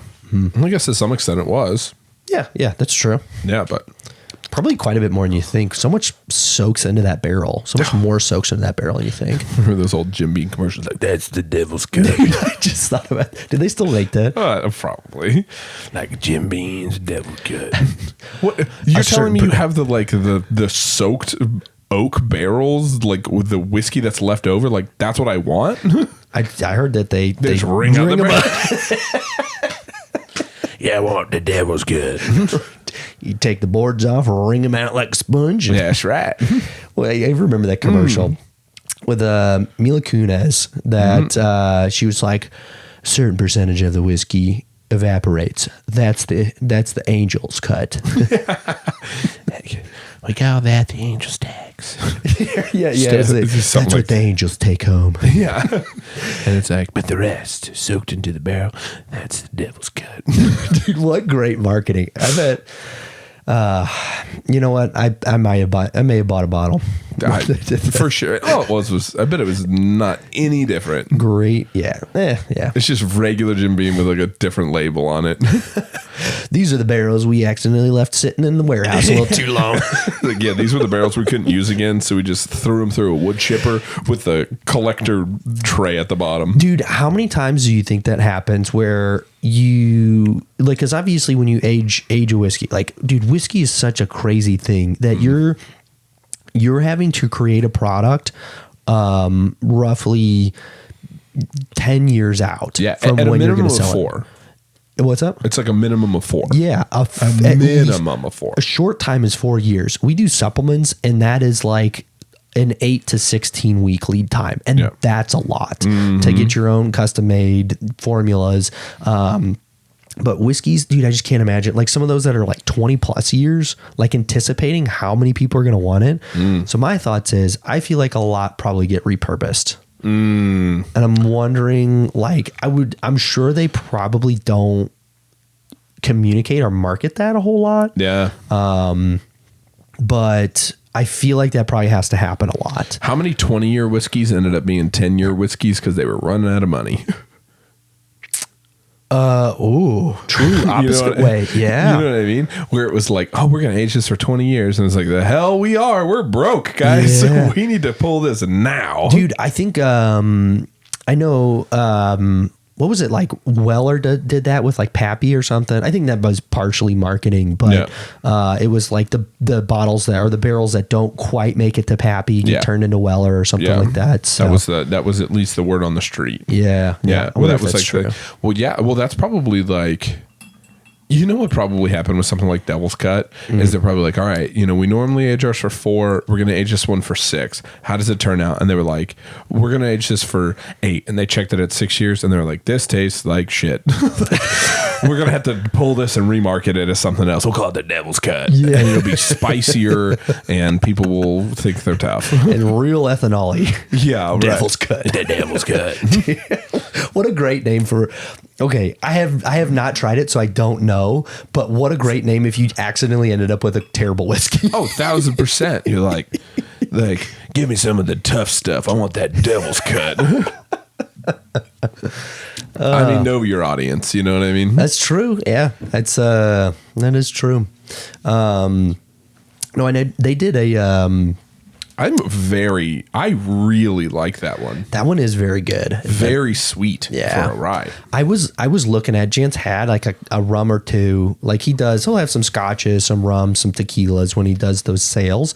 And I was like, man, tell me about a couple of these rums because there was, you know, we're kind of slowing down and he was like, man, he's like, this one's this one's that, like telling me about him. He's like, honestly, man, he's like, dude, if you're looking for something quite a bit different, like go with that one. And he recommended it. So great recommendation. Very good recommendation. I like it a lot. But I was going to talk about the fact that obviously they have the two versions with Stag. They have the George T. Stag, which is the super nice part of the Distiller's Collection or whatever it's called, like super, super hard to find. I have a great story about that one. It's one of my favorite stories, getting my dad a bottle of that. That I'll share it another time. But they that also leads into my Pappy story, though. What's up? That leads into my Pappy story. What is your Pappy story? Well, who got you that bottle of George T. Stag? Oh, I know your Pappy story. I showed someone that picture the other day. I think it was standing in line at the sale. That's so they were funny. talking to me about Pappy, and I was like, look at this picture. Look at this jackass. I don't share that with everybody. Hey, Stanley joined the group. It's like I hear you talking about Pappy. But they have George T. Stag and Stag Jr., and I think it's just generally Stag Jr.'s, the barrels that don't make it to be George T. Stag. Right. George T. Stag Still is phenomenal. George T. Stag is apparently exceptional. I've never tried it. But Stag Jr., when it's not quite exceptional, it is still great. Yeah. So very, very hard to find even in itself. But there was one batch, I think it was last year, that they didn't release a George T. Stag because they didn't feel like it was quite good enough, and they turned all of that into Stag Jr. So it was super sought after. I think it was like batch 17 was like one of the best batches of Stag Juniors. So Dang, that's super cool. yeah. That's super cool. Liking this one though, huh? Mm-hmm. Yeah, I'm a big fan. I want to tell the Pappy story. You want to tell a Pappy story? Tell the Pappy story. So- I want to piss some people off. I want to tell the Pappy story. You want me to start Yeah, it you off? get it going. So, Alyssa and I got married last year, and we don't get to do a whole lot of trips or vacations. Most of the time we're going out of town. It's usually to go see family back in St. Louis. And so we decided to do for our bachelor and bachelorette party was one big lake trip. One big old shindig. One big old shindig. On our birthdays, it was Alyssa's birthday on Friday, my birthday on Saturday, bachelor party, birthday party. It was our bachelorette party. Look at that. What a nice time. So I invited my friends. She invited her friends. One of my friends that showed up kind of unexpectedly because I didn't know that he was necessarily available, but he lives very close. Alyssa invited him. Alyssa invited him. That's right. Is Colton. Colton's a fraternity brother and Super cool guy. super cool guy. As cool as it gets. Obviously, as the story unwinds, you'll realize how cool he is. Huge into whiskey, and he works in distribution. So he kind of has a better roadmap on he's got where a to good feel find for some cool, really cool bottles out there. He's the one that helped me find that George T. Stagg bottle for my dad. He's talking about opening it for Christmas this year, so we'll see. He's had it for, if it gives you an idea, he's had that bottle for 2 years and still hasn't opened it. Bring me back a Ziploc bag. Ziploc bag. I ordered some sample bottles, so we'll please, sir, may I have some more? Thomas would really like some. He's waited in some lines for you before, sir. That's true. Yeah, you did do that one year, didn't you? Yeah, I missed the bottle he wanted by one person. The guy in front of me got it at that allocation sale at Byron's. Really? Yeah, the ones your dad was asking for. Your dad asked for like 3 different ones if I could get any of those, and the guy in front of me got the last one of the what he was asking for. of the like. I thought you were saying the George T because he was asking for that one. Oh, no. That Yeah. one probably went like first 5 people. No, I think that one went the one in front of me. I was there early, dude. I was No like shit. one of the first like 20 people in line, and You almost got it. Holy shit. That's crazy. I ended up with like some Weller 12 and some cool stuff. But yeah, Yeah. Well, 12 is good stuff. But we did this birthday orchard party, and Colton shows up. And he's got his collection of whiskeys because he's always talked about we need to get together and just try different whiskeys together and you know try his collection. And he brought some very nice stuff. Yeah, he brought some awesome stuff. I think he cracked that bottle of Weller CYPB. Yeah, I was going to say he brought CYPB. He brought a couple other Wellers. He brought Blanton's. He brought Blanton's Gold. Like, Oh yeah, he did. he brought a ton. And brought for those that aren't into whiskey, he brought a bottle of Pappy 10 year. Pappy is like the holy grail of bourbons. And Pappy 23 can go for thousands of dollars. yeah, like For a bourbon, that's crazy. and so he somehow managed to get this bottle of Pappy 10 year. He had drank some of it, but We'd had a couple cocktails. we had a couple of cocktails. Colton was there having fun, and I can't remember how this came about, but I think I just asked. I'm pretty sure you just asked if you could take. What did you say? Can I take a tuggy of this? I always remember the story about your dad when he was hanging out with Mark Burley, Mark Burley, the professional pitcher baseball for the White Sox. Yeah. And he was just taking tugs off a bottle of Pappy, and everybody just being like, what? Like, that's not, for anybody who doesn't understand, like, that is so like disrespectful. That's what I was like, it's gonna honestly, use. it's like super disrespectful to like what it is, because you're looking at it like I remember whenever I was leaving Springfield and I was coming down here, I forget which scotch it was, but it was like Balvenie, like 23. One of my buddies, Tyler, bought us, like, we were at JOB, it was a whiskey bar, and he like got us those for my like going away, and I didn't hear him order it. And like he was like, oh, cheers, I got us a shot. And I was like, oh, okay. And we cheersed, and then I took the shot thinking it's Jameson or whatever, you know, like not paying much attention. And I was like, what was that? And the bartender was like, Balvenie 23. The bartender knew. Oh yeah, and it's like, you know, this was like a $80 a pour shot. Like this was like Tyler must have been like, give us something good, and the guy was like, how good? And he's like, I don't care. And he's like, this one's 80, and he's like, yeah, that's fine. And then I didn't know when we took it as shots, and I was like, oh God, like I would have really liked to have enjoyed that. Yeah. And so the bartender was like, but I always think of that Mark Burley story. So I saw my opportunity. I had a couple drinks in me, and he and him, and I said, you can say no. Let me be clear. You can say no, and I appreciate what you have going on here and what you've brought. I truly appreciate and understand. Can I take a tug off that Pappy bottle? And he was like, I don't give a shit. That was legitimately his response. Yeah. And I was like, Kevin, get your camera ready. Yeah, and I have a picture of it. So I can say that I have taken a tug off the bottle of Pappy. And that set the tone for the whole weekend. Sure did. Because why not?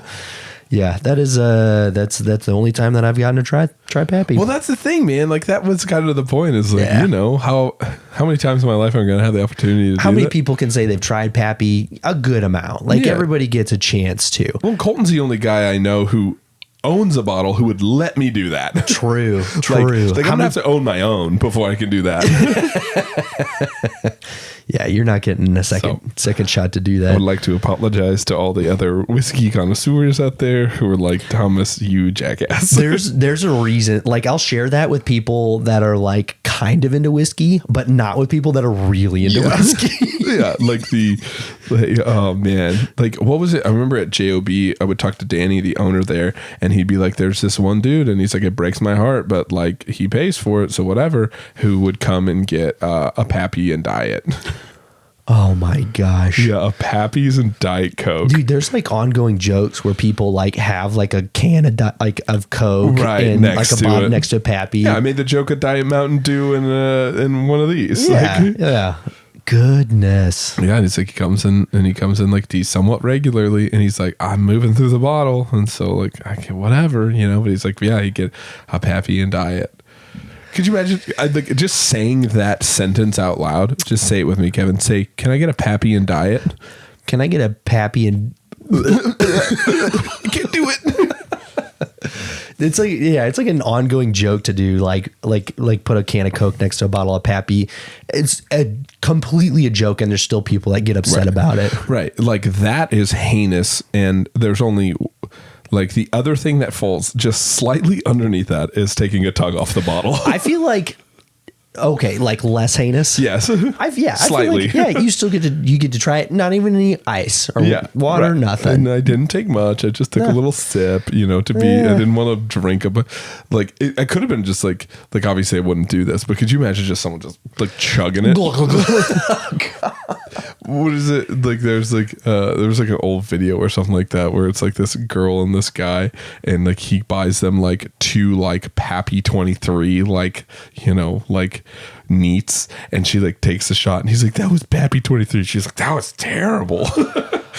Which is what Alyssa and Laurel would do the same thing. They'd be like, that's disgusting. You gotta, like, oh God. You gotta know who's trying. You can't just like share that with whoever. Yeah. Like you gotta find people that appreciate. Like no offense, but like my dad, like he's waited a really long time to open up that George T. Stag because he wants there to be people around that will appreciate it. Right. It's like a real, I remember this happened one time here too. We were at Heyday, I think. No, it wasn't Heyday. What's the other one?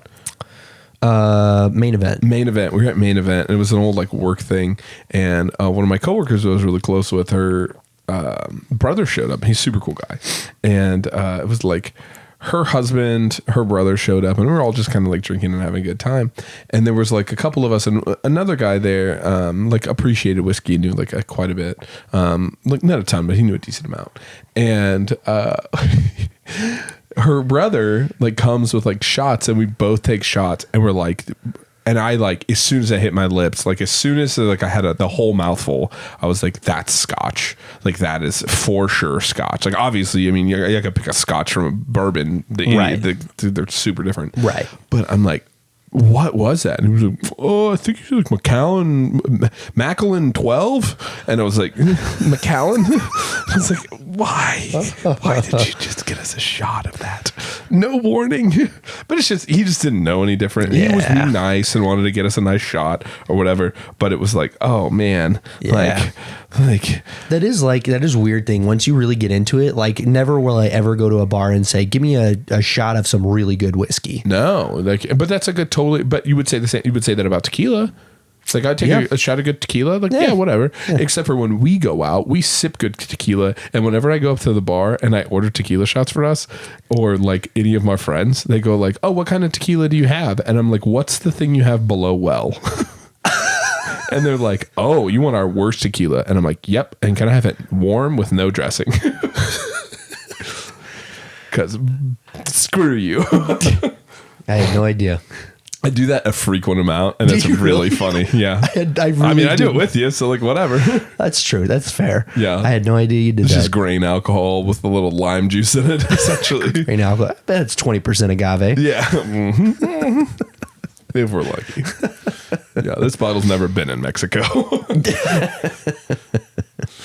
Oh, man. That's funny. But yeah, no, I've definitely done that. I was like, give me your cheapest tequila, warm, no salt lime. Give me that Jose Cuervo. Way worse. I want a white label with black lettering. That's it. I just wanted to say tequila. Like, what brand is it?